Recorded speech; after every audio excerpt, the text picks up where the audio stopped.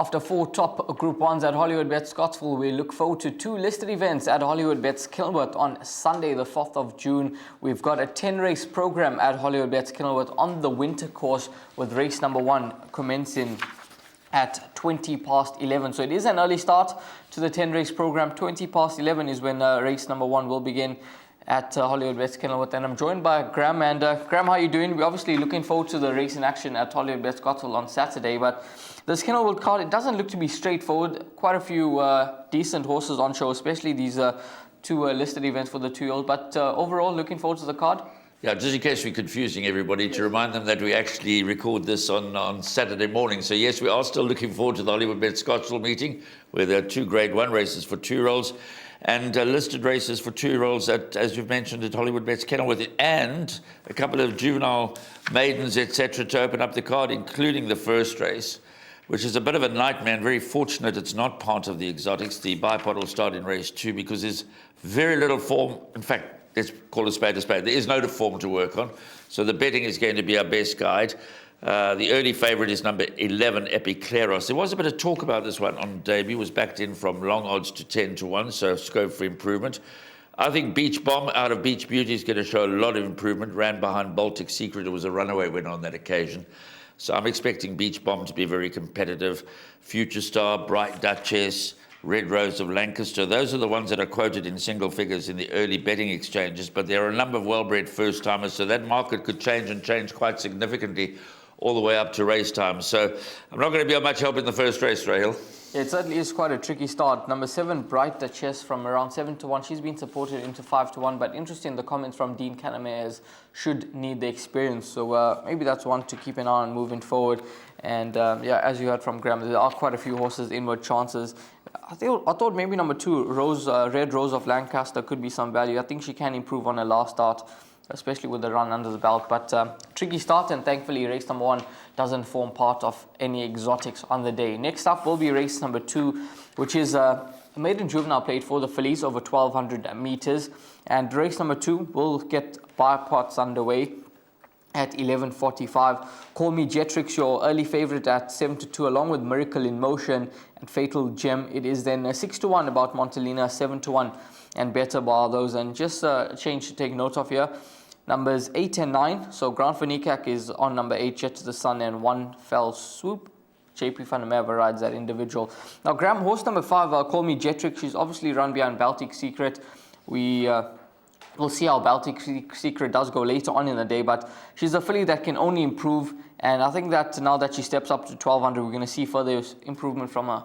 Well, it's going to be interesting to see how Beach Bomb runs in the first race, because she ran behind Baltic Secret and was 3 lengths behind Call Me Jetrix. So if Beach Bomb shows significant improvement in the first race, that Baltic Secret form and the Summer Lily form, and they both race later on, comes under scrutiny. So yes, if Beach Bomb runs well in the opener, then you can expect a lot of improvement from number 5, Call Me Jetrix.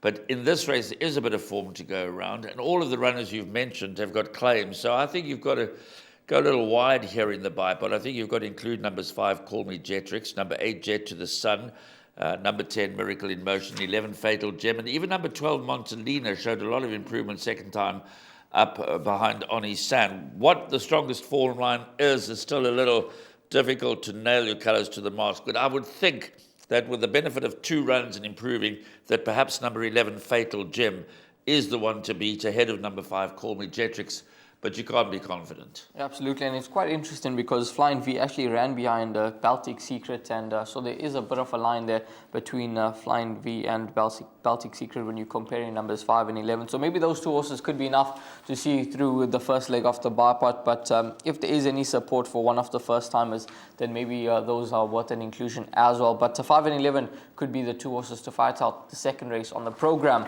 Next up will be race number 3, which is a maiden plate over 1,000 meters. And scratched here is number 6, Spelling Bee. Early favorite is Noonday Gun at 11-10, 28-10 about Captain Arrow. And then you've got Steadfast at 11-2, 7-1 and Better Bar those. Now, Noonday Gun, he's obviously put up 2 very positive efforts in his first 2 outings, beaten behind Dumbledore and then Raskova. And that Raskova form line is quite prominent in the Allen Robertson, because we see a couple of the fillies take their path there.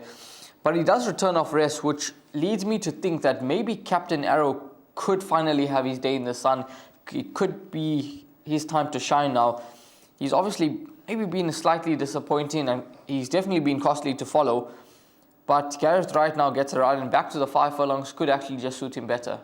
Yeah, he was travelling so well last time out, I thought he was going to win. Then he absolutely didn't get home over the 1,200 metres. So back to the 5 furlongs. They've put blinkers on. That's a late change to his equipment. They've put a tongue tie on, so they're throwing the kitchen sink at number 5, Captain Arrow. He's certainly possibly, how can I say certainly possibly? That doesn't make any sense. He certainly has the edge in the fitness department over Noonday Gun. Noonday Gun may be the better horse ultimately, but I do agree with you. I think Captain Arrow may be worth one more chance. There are only 2 runners in the race with any form, and those are number 4, Noonday Gun, and number 5, Captain Arrow. Watch the betting on number 7, Steadfast. The 2-year-old son, and Give Me the Green Light, has been priced up at 5 to 1, and there might be some money going around for him. But I do think Captain Arrow is the logical first choice ahead of Noonday Gun, and both they should run first and second. Base accumulator wise, would you bank either or? I think so. I think they'll run first and second. So that's numbers 4 and 5 in race number 3. You can take a chance. Maybe you want to bank one horse and get away with it quite easily. Or you could even go 2 horses, and as you heard from Graeme, they could certainly run first and second. But to both Graeme and myself, we're hoping that Captain Arrow finally gets it right at the 7th time of asking. Next up will be race number 4, which will be the start of the pick 6 over 1,800 meters, and quite an important scratching to take note of here. Number 1, Go Like Flow, and it leaves the race quite open because it is quite messy, and why take a chance and narrow your selections down when you can go with the field in the first leg of pick 6? I know Go Like Flow, like we were chatting about Captain Arrow, Go Like Flow has been expensive to follow, and she was an even money favourite before the scratching, but she looked to have this race at her mercy, but that's all academic now. In her absence, this essentially maiden handicap for Felice Mares over 1,800 metres is impossible to dissect. There's 7 left. I think you have to go the field. My first choice would be number 4, Flirty Dancer. I think had its first run off quite a long rest last time on the 20th of May when finishing 7th behind Fallow and Cora. Now, on that form line, she's held by a couple of others, but I think she'll benefit from the run. And her first 4 runs in September, October, and November of last year were all promising. She was placed in all 4 of those starts. So that form is better than most of her rivals here, if not all of her rivals here. So I would make number 4, Flirty Dancer, my first choice in the absence of Go Like Flow. But such is the nature of the race that I think you've got to go to the field. Yeah, it certainly does look to be that type of race. Bull Color, Poor Little Rich Girl, both horses could finally get it right, and maybe improvement lies with number 2, Poor Little Rich Girl. She's a horse that obviously showed much better last time out, and maybe the step up to 1,800 meters could suit her from the best of the draws. But race number 4, no chances need to be taken here. You can play the field. It's just a field of 7 runners now, and that's in the first leg of the pick 6. Next up will be race number 5, which is over 1,600 meters. 13:45 is the time that you need to get your bets on by. And this is the start of Jackpot 1. And when having a look at the field and the fixed odds betting market, number 2, Nevada King, tops that at 28 to 10, along with Narina Trugon. It's Impetuous at 3 to 1. And Impetuous, I'm not sure they allowed him to get away last time out. I mean, from start to finish. Very strange race, Absolutely. one has to say. Yeah. But one can't argue with the fact that he's won 2 of his last 3 starts, but in between he ran 32 lengths back. Correct. So quite what to make of Impetuous is impossible to know. But I don't think he's going to get the run of the race that he had last time. Yeah, no, I certainly don't think that they're going to just allow him to go off to the front 10. Obviously, Narina Trugon, we've gone for him in his last 2 starts, and he was good to us in his penultimate start. But last time out, I just thought maybe he didn't see out the 8 furlongs, maybe back to 14 would have suited him, but Candice has decided to keep him over 1,600 meters, and he gets the services of Gareth right now. He's clearly a horse that has the ability, and we could be wrong, and he could well enjoy the 1,600 meter trip, but he's another one that I think we've got to include into the mix. And then Nevada King is a horse that we can't ignore on that Sugar Mountain run, because there's not a lot to choose between the 2. You might be quite right. Narina Trogon might actually be better over 1,400 metres, but his form is such that he keeps you interested. He's run behind some really, really nice horses in recent times, without question. Rockpool, Ketchikel, Sugar Mountain in top form. And number 7, Narina Trogon, would be my first choice. I think you'll get a good run for your money. He may well be better over 1,400 meters, but as you say, you've got to include number 2, Nevada King, as well. And what to make of number 5, Impetuous. So the top 3 in order of preference would be 7, Narina Trogon, 2, Nevada King, and 5, Impetuous. But it's interesting that number 4, Top Quality, comes back. But I think he will need the run. I think he'll need further. And I think the fact that Richard Faree's riding Nevada King is a clear indication that that is a stable elect. So perhaps Top Quality will need this run. And perhaps you can narrow this leg down to just the 3 runners, 2, 5, and 7. But 7, Narina Trogon, will be my top choice. I'm going to throw in horse number 6, Gainsford. I mean, when you have a look at his course and distance form, 2 from 2, and he's actually on a mark that he has won off before. So if you go back in his form, he won off 95 and a 92 over this exact same course and distance. So maybe he could be the lurker in the pack at around 16-1, number 6, Gainsford. But yeah, let's hope that Narina Trogon could certainly bounce back to winning ways and get the job done. But a few others that you possibly have to include into the mix as well. Race number 6, which is a Cape B Stakes over 1,400 meters for the fillies and mares. And Graeme, when you have a look at this race, obviously a few horses, 1,400 meters, is it ideal for them? Then you've got horses who will certainly be suited to the trip. And I want to start with number 3, Fun Zone, because she's a horse that has been so unlucky and maybe a bit frustrating for her supporters, because she always seems to get there but never want to go on with the effort. And when you look at her runs, beaten narrowly behind Winter Greeting, I thought she was a winner on that occasion. Even last time out behind Lady Silvano, she just didn't seem to want to round off a race. One of these days, she's surely going to get it right. Maybe it's just lack of confidence, but I'm sure she'll get her confidence back. And she's the type of horse that probably when she wins again, she's going to win a few on the trot. She does appear to lack resolution in a fight because, as you mentioned, she gets put into the race in a perfect spot every time and you're expecting her to win. But she's ideally distance suited, she's well drawn, and she goes well for Aldo de Meyer. So she's got every chance of winning this race. Fun Zone, no excuses. She's got to be the one to beat. She has to go down as being the one to beat. Spy Wing is in good form. Her last 2 runs up the straight over 1,200 meters, but she has won over 1,400 meters previously. So number 4, Spy Wing's got to go into the short list. But Fun Zone, of the 2, I prefer. But Inara's Dynasty comes back. Hasn't raced since October.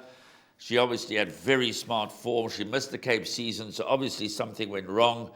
You don't miss the entire Cape season with a daughter of Dynasty out of Inara just because you want to give her some time to develop. So something went wrong, but she's back, and they're expecting a good run. I mean, look at that penultimate start, beating Time Flies by 4 lengths, ran second in the Will Lavington, lines up potentially in the Hollywoodbets Durbanville July. So that level of form is outstanding.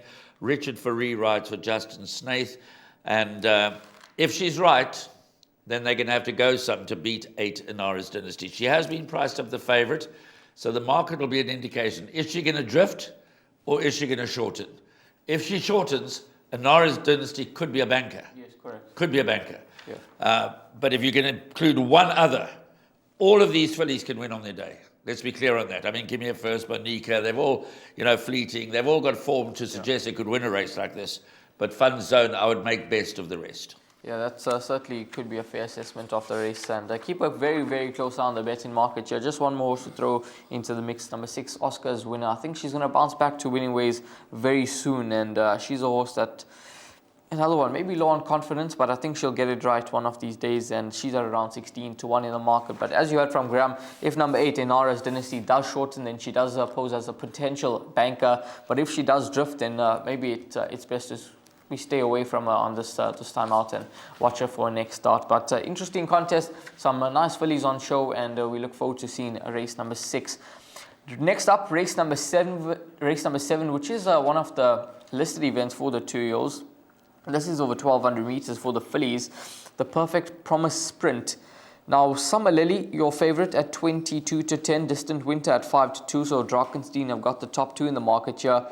You can then have 7-2 about Quick Trip, 11-2 about Unconquerable Lady, and then it's 7-1 and Better Bar those. Now, Graeme, this filly Summer Lily, she was obviously quite impressive on debut. There was actually did the show for that race together, and we thought she was a lively contender. But when she drifted off the boards, I thought to myself, maybe she's not fancied, and 18 to 10 all the way out to 9 to 2 for a snake horse that's actually fancied. That's quite surprising, but she got the job done in quite a comfortable style, and she can only build on that performance. But this filly, Distant Winter, we've spoken off air, she's not going to have it easy, but I thought her last win was very encouraging, beating October Morn, and I think that she could maybe be a bit better than this field. She's the best filly in the race. I think she's got the best form, but weight at this stage of their careers can be a leveller. Yeah, Summer Lily drifted sharply on debut, won despite that. But Lip Sync didn't do anything for the form. Lip Sync came out and run unplaced. We mentioned earlier that the Summer Lily form comes under scrutiny in the earlier maiden juvenile plates. So I know it's complicated because you've got to get some of your bets on already, and you can't wait forever to see how things are going to work out. You've got to do your studying. So difficult to know what to expect of Summer Lily, because clearly the betting suggests they didn't expect her to win on debut. Yes. Yet she won, and she won well. The runner-up has been unplaced since. But she gets 4 kilograms from Distant Winter. And Quick Trip gets 6 kilograms from Distant Winter. Distant Winter is the best filly in the race, in my opinion. Winter Cloud, her stable companion, she's lived in the shadow of her stable companion, Winter Cloud. Obviously, by the time the race is run, we'll know. We don't know right now because we're recording on the Saturday morning just how Winter Cloud has gone in there. You'd have more confidence? Absolutely. But Distant Winter is the best filly in the race, but she's not going to have it easy. I think you have to include Quick Trip, because although she finished well back behind Baltic Secret in the penultimate start, prior to that she was only a half length behind Distant Winter. She now gets 6 kilograms. You've got to give Summer Lily the benefit of the doubt that perhaps she will build, as you've suggested, on that debut run. So I think you've got to put 3, 5 and 6 in, but I'm still hoping that Distant Winter will pull it off, because I think she is the best, but it's not going to be easy for her. I think you've got to include both Summer Lily and Quick Trip. Yeah, those certainly do look to be the right 3 horses in the race, but hopefully Distant Winter, despite having to concede weight all round to her rival, she could be good enough still on the day, and we'll see how she does go. She's a 2-time winner from 5 outings, and she's been nothing but a model of consistency for the yard. So Distant Winter, Summer Lily, Quick Trip, the 3 horses that could possibly fight out the 7th race on the program. Now, race number 8, which is set to go off at 15:35.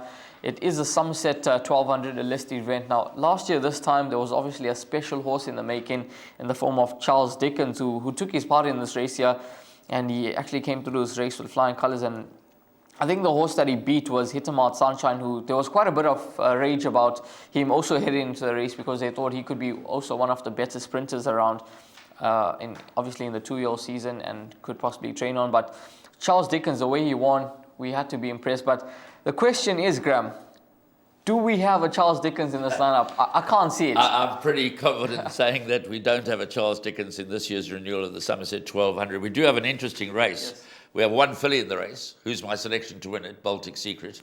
The only filly, she's ducked the Perfect Promise sprint to take on the boys. And possibly this race is not as strong as the fillies race. We have 5 progeny of Kerrari in the 7-horse lineup, which is quite incredible. Only Dumbledore and Lions Cross numbers 1 and 2 are not by Kerrari. The other 5 runners all by Kerrari. But I like Baltic Secret to win it. But Teflon Man is an eye-catching grey. He's a real smart-looking individual. Harajuku didn't do much for the form line. He looked pretty impressive when beating Harajuku, as he liked last time out. But that form has also not been flattered. But all he could do was win. And I think Teflon Man is certainly heading in the right direction. Underworld, Zumi, Dumbledore, even Lions Cross, they've got chances to a greater or a lesser extent. But I'm going to go with Baltic Secret to beat Teflon Man and Dumbledore. 3, 4 and 1. Those are my top 3 selections. But it's a trappy little race. If you're not convinced, this is a race where you might also want to include the field. There are only 7 of them. Because it's not a foregone conclusion that Baltic Secret or Teflon Man or Dumbledore, one of those 3 will win. I'm going to take my chances with that short list of 3. I'm going to nail my colours to the mast, but that's my choice. I do think it's a bit of a trappy race, and I wouldn't be surprised to see Underworld win it or Zumi win it. You wouldn't be blown away. You wouldn't be shocked if one of those were to win it. But I like Baltic Secret. I didn't think she got the run of a race behind Distant Winter last time out. She showed huge pace on debut, ran them ragged. In the next start, she was dropped out to last from a wide draw, cut in behind the field to get to the rail. Yeah. And that, I think that took a little bit out of her. So she had nothing to come over the last 200 metres, but she still stayed on smartly. So Baltic Secret, my first choice. And at this stage of their careers, very often the fillies are more forward than the colts, even though we're getting towards the back end of the 2-year-old season. So I think she should give us a good run for her money. But Teflon Man and Dumbledore won't be pushovers.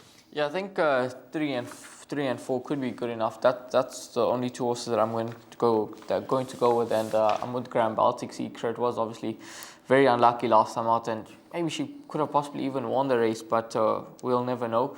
And she's got to go in once again. And then obviously Teflon Man, who Graeme mentioned, form line hasn't worked out, but I think all he could do was come out and win, and he did that in some style. So he's a horse that is clearly on the up, and I'm sure another positive effort is expected from him on Sunday. So numbers 3 and 4 in race number 8, the Somerset 1200. Next up, race number 9, the penultimate race on the program, set to be run over 1100 meters, and it goes off at 10 past 4. Fixed odds betting market has got Tuscan Gold at the top. That is number 7 at 28 to 10. 4 to 1 Mars Vigilante. It's Winter Pearl at 6 to 1, and then you can get 7 to 1 and better bar those. Now, Graeme, quite a trappy race. Obviously, Tuscan Gold, his last 2 starts have been very consistent, but let's start with horse number 11, Mars Vigilante, because we've gone for him on numerous occasions, and he's just let the side down. But last time out, I chose to just let him run and see how he goes, and he ran a much better race. So maybe I'm the bad luck to his chances.